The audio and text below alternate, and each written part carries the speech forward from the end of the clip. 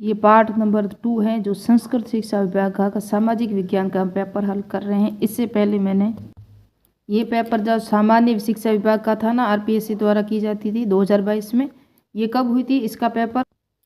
ये 13 फरवरी 2023 को एग्जाम हुआ था। 2022 की भर्ती थी, वो पूरा का पूरा मैंने 2 पार्ट में करवा दिया है।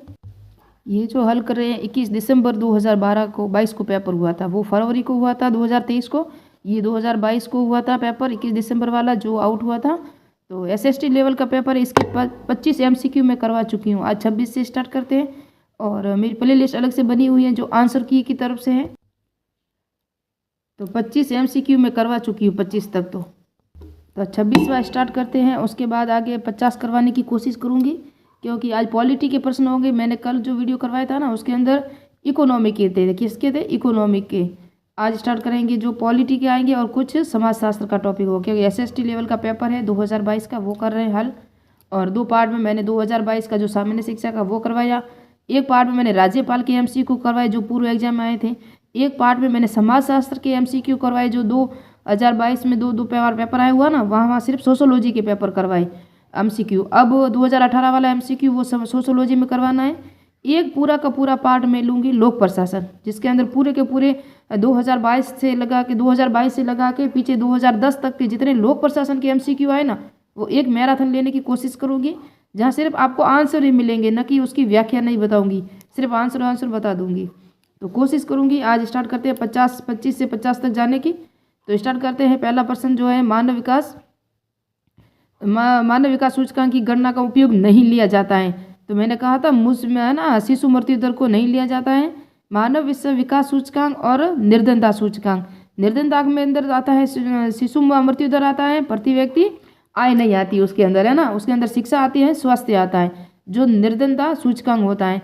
और ये सूचकांक है ना जिसके अंदर मानव विकास सूचकांक उसके प्रति व्यक्ति आय और स्कूली शिक्षा के माध्यम से। और ये लिखा हुआ पूरा देखो आप, ये याद रखना 2024 में HDI है ना, ह्यूमन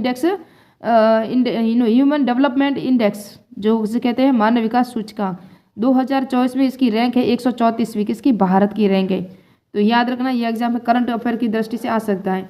और ये आप देख सकते हो समग्र सूचकांक है 4 संकेतों पर: जन्म के समय, जीवन प्रत्याशा, स्कूली शिक्षा, अपेक्षित वर्ष, स्कूली शिक्षा में औसत वर्ष और सकल राष्ट्रीय आय में यहाँ शामिल किया जाता है। राजनीतिक, यहाँ से पॉलिटी के एमसीक्यू स्टार्ट होते हैं। राजनीति ने हमें सांप की कुंडली की तरह जकड़ रखा है, जुड़ने के सिवाय और कोई रास्ता नहीं है, इससे जुड़ने के सिवाय और कोई रास्ता नहीं है। ये किसने कहा था? महात्मा गांधी ने कहा था। ये 2022 में संस्कृत विभाग में एमसीक्यू आया था। किसने राजनीति शास्त्र को किसी समाज के लिए मूल्यों के अधिकारित आवंटन का अध्ययन के रूप में वर्णित किया है? तो ये किया था, किसने किया था? डेविड ईस्टन ने किया था। डेविड ईस्टन जो व्यवहारवाद में भी आते हैं, लोक प्रशासन में भी डेविड ईस्टन आते हैं। डेविड ईस्टन ने राजनीति शास्त्र को एक समाज के लिए मूल्यों में अधिकारित आवंटन के साथ राजनीतिक प्रणाली की पहचान दी थी। 29वां प्रश्न में 19वीं शताब्दी के अंतिम दशक में 20वीं शताब्दी के प्रथम दशक में परंपरागत राजनीतिक विज्ञान संस्थागत और विधिवादी परंपरा छोड़कर सामाजिक राजनीतिक जीवन के विषय में नई दृष्टि अपनाता है। ये जो कथन इनमें से कौन सा गलत है? तो ये हम देखेंगे गलत कौन सा है, ये देखेंगे पूरा का पूरा। इसके अंदर जो गलत है वो कौन सा है? समाज व सामाजिक समूहों को एक प्रक्रिया के रूप में देखता है, ये भी सही है। राजनीतिक अध्येयता को कानून, संवैधानिक और संस्थागत सत्ता के पीछे वास्तविकता तथा यथार्थ शक्ति की खोज करता है। अब राजनीतिक अध्ययन कानूनी और संवैधानिक संस्थागत कैसे खोज करता है, ये आगे देखेंगे हम। ये सही लग नहीं रहा है। शोधकर्ता को राज्य और औपचारिक ढांचे और संवैधानिक तंत्र का अध्ययन करना पड़ेगा, ये तो सही है। औपचारिक ढांचे का तो अध्ययन करना पड़ेगा और संवैधानिक जो संविधान के अनुसार है। राजनीति की अध्ययनताओं को नवीन मार्ग पर अनुसरण करना पड़ेगा, क्योंकि राजनीति सिद्धांत ऐसी शक्तियों के संपर्क में आ गया है कि कालांतर में वे अपनी प्रकृति को मूलत संशोधन कर देगी। तो ये भी सही है। इसके अंदर ये राइट, ये गलत है। इसके अंदर है ना 3 राइट है ना, ये गलत है 3। शोधकर्ता को राज्य और औपचारिक ढांचे को संवैधानिक तंत्र का अध्ययन करना पड़ेगा, ये गलत है। संवैधानिक अध्ययन का शोधकर्ता होता है ना, उसका अध्ययन तंत्र नहीं करना पड़ेगा, संविधान तो बना हुआ ही है ना। तो ये गलत है, बाकी सब सही है। शक्ति एक समान मूल्य है और राजनीति विज्ञान उसे घनिष्ठ संबंध है, ये विचार किसने दिया था? तो हेराल्ड लॉसवेल ने दिया था। एनसीईआरटी की जब मैंने बुक पढ़ाई थी ना आपको, शक्ति, सत्ता और वैधता, वहाँ उन्होंने ये परिभाषा दी थी और आप पूरी देख सकते हो, मैंने बनाई हुई है। और ये हेराल्ड लॉसवेल का दूसरा एमसीक्यू इसी के अंदर आए और दोनों परिभाषाएं इसी पेपर में पूछी गई है। किसकी? हेराल्ड लॉसवेल के अनुसार शक्ति एक समान मूल्य राजनीतिक विज्ञान के घनिष्ठ संबंध है। लॉसवेल ने राजनीतिक विज्ञान को समाज में मूल्य पैटर्न के वितरण परिवर्तन के अध्ययन के रूप में देखने, इसलिए वितरण शक्ति पर निर्भर करता है। वितरण होता है ना, वो शक्ति पर निर्भर करता है। वितरण का सिद्धांत किसने दिया था वो भी देख लेना आप। ये देखो, इसी पेपर का 25वां एमसीक्यू है। राजनीतिक विकृतियों का मनोवैज्ञानिक आधार का अध्ययन करने की सिफारिश कौन से विद्वान करते हैं? तो ये देखो, हेराल्ड लॉसवेल करते हैं ना, हेराल्ड लॉसवेल ने कहा था। अब 31वां एमसीक्यू है। राज्य की सत्ता को सार्थक प्रयोग के लिए राज्य को कानून और आदेश संसाधन की नैतिक मान्यता और मूल्य प्रणाली पर आधारित होने चाहिए और राज्य इसके लिए अपने नागरिकों के अनिवार्यता कानूनों का आज्ञा पालन सुनिश्चित करे। तो ये सत्ता के जो शक्ति, सत्ता और वैधता टॉपिक है ना, वहाँ से आया है। राज्य की सत्ता, ये दोनों है ना, ये है ना, ये देखो, सत्ता सार्थक प्रयोग के लिए राज्य के कानून और आदेश संसाधन के नैतिक मान्यता और मूल्य प्रणाली पर आधारित होने चाहिए। ये प्रत्यक्ष रूप से तो सही है, लेकिन इसका अनुसरण करता है या नहीं करता वो देखते हैं। राज्य इसके लिए अपने नागरिकों से अनिवार्य कानूनों का आज्ञा पालन सुनिश्चित कराएं, ये इसकी जो व्याख्या नहीं करता, लेकिन प्रत्यक्ष रूप से दोनों सही है। तो ये आंसर भी दिया हुआ है, ये देख सकते हो। ए और दोनों प्रत्यक्ष रूप से सत्य हैं, परंतु बी एक ही सही व्याख्या नहीं करता। ये है ना, ये एक ही सही व्याख्या नहीं करता। सभी मानव जन्म से स्वतंत्र और प्रतिष्ठा और अधिकारों में समान है। ये प्रश्न देखो कई बार एग्जाम में आया है। मानव अधिकारों का घोषणा पत्र, ये देखो 2022 में आया। मैंने जो सामान्य शिक्षा का बताया, अभी संस्कृत विभाग में भी वो का वो प्रश्न आ गया। सभी मानव जन्म से स्वतंत्र और प्रतिष्ठा और अधिकारों में समान है। ये मानव अधिकारों की जो घोषणा पत्र है ना, उसके अंदर कहा गया है। ये देखो, UDHR के अनुच्छेद 1, 7 अनुच्छेद है अमेरिका के, तो उस अनुच्छेद 1 में ही कहा किया, जो कह दिया उसने।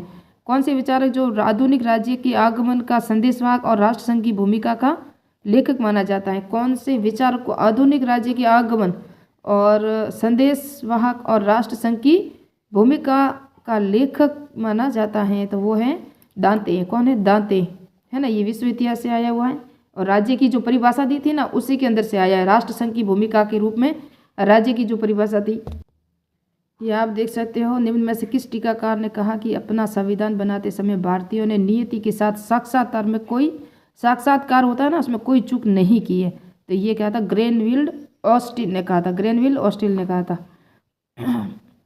निम्नलिखित में से राष्ट्रपति के शपथ को संवैधानिक प्रारूप के किस स्थान की पूर्ति के लिए विकल्प का चयन कीजिए? मैं अमुक ईश्वर की शपथ लेता हूँ, सत्यनिष्ठा से प्रतिज्ञा करता हूँ कि मैं श्रद्धापूर्वक भारत के राष्ट्रपति पद का कार्यपालन करूंगा। तो ये राष्ट्रपति के रूप में आया था, ये देख सकते हो। अनुच्छेद 60 में लिखा हुआ है, राष्ट्रपति सरकार का संवैधानिक प्रमुख है, वह संविधान के संरक्षण और लोक कल्याण पद के कर्तव्य निर्वहन की शपथ लेते हैं। राष्ट्रपति की शपथ का प्रारूप अनुच्छेद कौन सा है? 60 में है। कौन से अनुच्छेद में? 60 में अनुच्छेद में राष्ट्रपति के शपथ का जो। जबकि मैंने कल कहा था राज्यपाल के 3 अनुच्छेद है। कौन कौन से हैं जो इम्पोर्टेंट याद है? 153, 154, 155, 156। 53 में राज्यपाल का पद है, 54 में राज्यपाल की कार्यपालिका शक्ति है। तो 53 में पद, 54 में शक्ति, 55 में नियुक्ति, 56 में कार्यकाल। इस तरह से 5 तो ट्रिक आप बता ही सकते हो आराम से। नियुक्ति और शक्ति है 54 में, 55 में नियुक्ति और 56 में क्या है? कार्यकाल है। 5 वर्ष का होना चाहिए या राज्य राष्ट्रपति के पश्चात पर्यंत वो रहता है ना। भारत में लोकसभा का निर्वाचन क्षेत्र 543 कब से है? तो ये है ना, ये 1971 से है। 543 लोकसभा की सीटों का जो आवंटन है ना, वो 1971 में हुआ था। और भारत के संविधान अनुच्छेद 51 क के प्रत्येक नागरिक का कर्तव्य अंतर्राष्ट्रीय शांति और सुरक्षा की अभिव्यक्ति, संविधान संशोधन में सकारात्मक समर्थन, संविधान का पालन, संविधान का सृजनात्मक विरोध। तो संविधान का पालन है अनुच्छेद 51 में। मौलिक कर्तव्यों का विचार रूस से संविधान से लिया गया है, रूस से। जिस तरह से मौलिक कर्तव्य और नीति निर्देशक तत्व कहाँ से लिए गए? आयरलैंड से। तो 42वें संविधान संशोधन अधिनियम 1976 संघ की समिति की सिफारिश पर संविधान के भाग 4A में शामिल किया गया कि अनुच्छेद 51 क में सूचीबद्ध किया जाए। तो संविधान का पालन किया है ना, याद रखना। ये भारत के संविधान में वर्णित भारत राज्य की नीति के निर्देशक तत्वों की व्याख्या में कौन सा वाक्य कर रहा है? वे लक्ष्य जो एक व्यक्ति के रूप में स्वीकार करने चाहिए, कुछ अधिकार जो नागरिकों के मौलिक अधिकारों के अलावा मिलने चाहिए, वे उद्देश्य जो एक व्यक्ति के रूप में हमें अनिवार्य स्वीकार करने चाहिए, सरकार के लिए अनिवार्य नीतियाँ थी। ये कुछ अधिकार जो नागरिकों को मौलिक अधिकारों के अलावा मिलने चाहिए, वो है। तो इसका जो आंसर है वो 2 है। ये आप देखोगे DPSP जिसे नीति निर्देशक तत्व कहते हैं। इसकी जो व्याख्या है वो आयरलैंड के संविधान से ली गई। भारतीय संविधान भाग 4 में है और 4 क में है, जो है वो मैंने अभी बताया कौन से थे, मौलिक कर्तव्य थे। क्या से? मौलिक, प्रत्येक नागरिक का जो कर्तव्य होता है ना वो है मौलिक कर्तव्यों का जो विचार है वो भाग 4 क में है। भाग 4 क 4 है, उसके अंदर अभी मैंने बताया नीति निर्देशक तत्व है जो 36 से 51 तक है। इसका उल्लेख किया हुआ सकारात्मक निर्देश तथा कानून द्वारा परिवर्तित, इस पर न्यायालय द्वारा या कानून का कोई अधिकार नहीं होता। ये हमें कर्तव्य करने, ये हमारा कर्तव्य है जो हमें करना ही चाहिए। भारत राजस्थान का प्रथम जेंडर बजट प्रस्तुत करने वाले अशोक गहलोत थे। 2012-13 में राज्य का पहला जेंडर बजट प्रस्तुत किया था, लेकिन अब की बार आ सकता है, जबकि 2021-22 में पहला पेपरलेस बजट अशोक गहलोत द्वारा ही प्रस्तुत किया गया था। अनुच्छेद 20 और 21 में मूल अधिकारों के आपातकाल को स्थगित नहीं किए जा सकते। निम्नलिखित में से कौन सा कथन उक्त प्रावधान के संदर्भ में सही नहीं है? सही है, सॉरी। तो इसके अंदर जो सही है ना वो देखो, 44 संविधान संशोधन में यह प्रावधान अंत स्थापित किया गया है। कौन से संविधान संशोधन में? 44वां, 44वें। अनुच्छेद 20 एक आरोपी व्यक्ति, चाहे वह नागरिक हो या विदेशी हो, को मनमानी या अत्यधिक सजा के खिलाफ 3 प्रकार की सुरक्षा प्रदान की जाती है। संविधान का अनुच्छेद 21 किसी भी व्यक्ति को विधि द्वारा स्थापित प्रक्रिया के अतिरिक्त उसके जीवन और व्यक्तिगत स्वतंत्रता के अधिकारों से वंचित नहीं किया जा सकता। वो अनुच्छेद 21 कहता है। क्या कहता है? 21 कहता है। और 20 में दी गई स्वतंत्रता 3 प्रकार की। भारतीय संविधान के अनुच्छेद 51 में वर्णित अंतर्राष्ट्रीय शांति और सुरक्षा की अभिवृद्धि हेतु राज्य प्रयास करेगा। 51 का संगठित लोगों के एक दूसरे के व्यवहार और अंतर्राष्ट्रीय विधि संधि बाध्यताओं के प्रति आदर बढ़ाने का। 51 ख राष्ट्रों के बीच न्यायसंध और समान मूलक संबंधों को बनाए रखने का। ये है ना मौलिक कर्तव्य है ना, इसको अच्छी तरह याद रखना। ये जो पहला है ना उसके अंदर क्या होगा, अंतर्राष्ट्रीय शांति और सुरक्षा की अभिवृद्धि पहला में ये आपको बताएं। दूसरा में राष्ट्रों के बीच न्याय संगत समाजपूर्ण, ये दूसरा में। और उसके बाद 51 ग में संगठित लोगों के एक दूसरे व्यवहारों को अंतर्राष्ट्रीय विधि और संधि बाध्यता के प्रति आदर करेगा, वो है ग, बाध्यता के प्रति आदर करेगा। फिर एक ग है ना, ये है अंतर्राष्ट्रीय, इसका तो यही है, अंतर्राष्ट्रीय विवादों के माध्यम द्वारा निपटाने के लिए प्रोत्साहन करना। जो अंतर्राष्ट्रीय विवाद होते हैं ना, अंतर्राष्ट्रीय 2 देशों के बीच में जो विवाद होता है उसका निपटारे करने के लिए ये अनुच्छेद 51 ग है। अंतर्राष्ट्रीय शांति और सुरक्षा की अभिवृद्धि के लिए ख है। अंतर्राष्ट्रीय ये ना संगठित लोगों को एक दूसरे के व्यवहारों, अंतर्राष्ट्रीय विधि और संधि बाध्यता के प्रति आदर, ये है ग है, बाध्यताओं के प्रति। इस तरह से आपको ट्रिक बना देनी है। ये 42वां MCQ है। संयुक्त राष्ट्र संघ की सुरक्षा परिषद में अस्थायी सदस्यों की संख्या 6 से बढ़ाकर 10 किस वर्ष की गई? तो 1965 में 6 थी, फिर 10 कर दी गई। सुरक्षा परिषद के 5 स्थायी सदस्य अमेरिका, चीन, रूस और ब्रिटेन, फ्रांस हैं।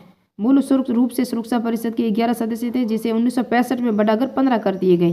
कितने कर दिए गए? 15 कर दिए गए। स्थायी सदस्यों के देशों के अलावा 10 अन्य सदस्य देशों को 2 वर्षों के लिए अस्थायी सदस्य देशों के रूप में सुरक्षा परिषद में शामिल किया गया। फिर है ये 43वां प्रश्न। ब्रेटन वुड सम्मेलन 1944 में किस वित्तीय संस्थाओं को स्थापना पर समझौता हुआ था? तो किस पर हुआ था? पुनर्रचना और विकास के लिए अंतर्राष्ट्रीय बैंक और अंतर्राष्ट्रीय मुद्रा कोष के लिए की स्थापना पर समझौता हुआ था। ये 1 नंबर राइट है। किसने समाजशास्त्र को सामाजिक, स्थैतिक और सामाजिक गति की? तो ये अगस्त काम्टे थे, जो समाजशास्त्र के जनक थे, उन्होंने किया था। आपको बताया। अब ये आया देखो 2022 में आया था ना प्रश्न, जो फरवरी में प्रश्न हुआ था, एग्जाम हुआ था फरवरी 2022 में, 23 में हुआ एग्जाम, 2022 की भर्ती थी। उसके अंदर आया था टोनीज का वर्गीकरण, जो समाज के भाग थे। यहाँ समाजशास्त्र को स्थैतिक और सामाजिक गति आए, जो किसका है? अगस्त काम्टे ने समाजशास्त्र का जनक माना जाता है। उन्होंने 1938 में समाजशास्त्र शब्द का पुनः आविष्कार किया तथा समाजशास्त्र का अध्ययन करने के लिए एक वैज्ञानिक पद्धति विकसित की। समाजशास्त्र को सामाजिक, स्थैतिक, सामाजिक गति में बांटा और सामाजिक विज्ञान भी नाम अगस्त काम्टे ने दिया था, है ना, सामाजिक विज्ञान। और सामाजिक संबंधों के जाल को हम क्या कहते हैं? समाज कहते हैं। ये किसने कहा था आपको पता है? मैकाइवर और पेज की परिभाषा है। सामाजिक संबंधों के जाल को हम समाज कहते हैं। सामाजिक संबंधों की एक व्यवस्था, जाल अथवा पता निभाने से है जिस किसी समूह के सदस्यों के बीच पाए जाने वाले पारस्परिक अंतर संबंधों की जटिलता का बोध होता है। जब सामाजिक संबंधों की एक जटिलता एक व्यवस्था पनपती तो उसे हम समाज कहते हैं। जिस तरह हमें देखो, हमारे यहाँ भी समाज होते हैं, छोटे बड़े जातीय आधार पर होते हैं। जिस तरह माली समाज है, राजपूत समाज है ना, गर्ग समाज है, मुस्लिम समाज है, हिंदू समाज है, उस तरह से ये समाजों का विकास होता है। निम्नलिखित में से सावधानीपूर्वक पढ़िए। देखो G20 शिखर सम्मेलन भारत में हुआ था ना अब की बार, उसका आया है करंट अफेयर की दृष्टि से। तो ये आया था, ये तो आ नहीं सकता वापस हम, लेकिन देख सकते हैं G20 नेताओं का शिखर सम्मेलन 9 से 10 सितंबर 2023 को नई दिल्ली में आयोजित हुआ। भारत 1 दिसंबर 2022 से G20 की अध्यक्षता संभालेगा। G20 के 19 देश और यूरोपीय संघ शामिल हैं। G20 वैश्विक GDP 85%, अंतर्राष्ट्रीय व्यापार 75%, दुनिया की आबादी की 2/3 का हिस्सा है। इसके अंदर राइट है ABCD सभी राइट है ना। उसके बाद हम देखेंगे G20 का समूह 20 देश, यूरोपीय यूनियन 1 देश हो गए। G20 हो गया, दुनिया की 60% आबादी है, GDP का 85%, व्यापक हिस्सा जो है वो 75%। गेमन सॉफ्ट गैसेल सॉफ्ट समाज के 2 प्रकार दिए थे, ये टॉनिस ने दिए थे ना। ये देखो ये वापस वो का वो आ गया, ये वर्षन आया था वहाँ और यहाँ भी आ गया। 2 प्रकार के जो समाज में बांटा था वो किसने बांटा था? टॉनिस ने बांटा था। और उसके बाद टॉनिस के अनुसार परिवार, रिश्तेदारी, धर्म, पारस्परिक संबंध, जेमिन स्टाफ्ट में सामाजिक संबंध मूल्यों बातचीत के आधार पर प्रदान करते हैं। गेसेल सॉफ्ट में वैज्ञानिक तर्कसंगतता और समार्थ से विस्थापित हो जाते हैं, है ना। किसने प्राथमिक समूह की अवधारणा का प्रयोग अपनी पुस्तक सोशल ऑर्गेनाइजेशन में किया है। सोशल ऑर्गेनाइजेशन वापस पुस्तक आ गई, ये 2022 में भी आई थी, चार्ल्स स्कूले की पढ़ती पुस्तक, और ये प्राथमिक समूह के लिए दी थी। देखो प्रश्न कितने रिपीट होते हैं। जिसने परिवार के लिए जो परिभाषा दी थी, उन्होंने कहा था प्राथमिक और द्वितीयक 2 समूहों में परिवार को बांटा था। किसने? चार्ल्स स्कूले ने, जिसके अंदर अपनी पुस्तक कौन सी है? सोशल ऑर्गेनाइजेशन में इस अवधारणा का उल्लेख किया था। देखो उन्होंने कहा प्राथमिक समूह की अवधारणा 1909 में समाजशास्त्री चार्ल्स स्कूले द्वारा दी गई थी। प्राथमिक समूह उन संबंधों को संदर्भित करता है जो प्रत्येक समूह अपेक्षाकृत स्थायी और अपरिचित होते हैं। स्थायी होते हैं और परिचित भी होते हैं। प्राथमिक समूह सभी सामाजिक संगठनों का केंद्र होता है। और एक सामाजिक भूमिका व्यक्ति का वह किसी समूह या परिस्थिति के वह व्यवहार का प्रतिमान है जिसकी उससे आशा की जाती है। परिभाषा लुंडबर्ग की, और ये NCERT बुक में भी दी हुई है। ये 50वां MCQ है। पर्याप्त, निश्चित और टिकाऊ यौन संबंध द्वारा परिभाषित एक समूह को प्रजनन और बच्चों के पालन पोषण की व्यवस्था करने की क्षमता रखता है, वो क्या कहलाता है? परिवार कहलाता है। तो 50 मैंने कहा था 25 MCQ करवाऊंगी, क्योंकि मेरा जो गला है ना वो बहुत खराब है। मिलते हैं नेक्स्ट पार्ट में, नेक्स्ट वीडियो में। बाकी आगे नेक्स्ट में शायद 50 से 50 MCQ जल्दी करवाने की कोशिश करूँगी। कितने इस देखो 25 इससे कराए ना, यहाँ से भी 3% रिपीट हुआ है, जो 2022 का पेपर हमने हल किया था। अभी इसके बाद जो हल होगा ना, इसके बाद ये पेपर भी हम हल करेंगे जो 2019 में आया था। देखो 3 जुलाई 2019 का पेपर है, वो भी पूरा का पूरा हम हल करेंगे। जो सामाजिक अध्ययन का पेपर है ना, वो ही हल करेंगे धीरे